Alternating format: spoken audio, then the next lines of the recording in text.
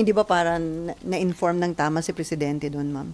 Initially, parang sinabi niya, bakit mo ba bibigyan nga ng subsidy? Ang dami pang pono na Hindi ko alam, ginagamit." pero ang alam ko lamang, talagang tulad ng lahat ng insurance fund, kinakailangan talaga, may actuarial cap yan.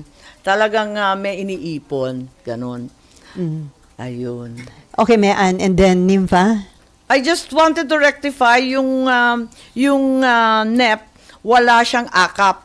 Pero yung Congress version pala may 39 billion. Nakalimutan ko pero gusto ko lang i-clarify na walang akap nung sa NEP. Doon nag-hearing kami sa DSWD, paulit-ulit kong tinatanong, paano ba yung akap? Ay hindi, wala nang priority yun. Paano ba yung akap? Ikalawang hearing, informally, siguraduhin na natin para maayos na natin yung mga alituntunin. Kasi hindi naman ako kontra sa ayuda. Gusto ko lang maayos. Nalalabuan kasi ako sa akap. Ang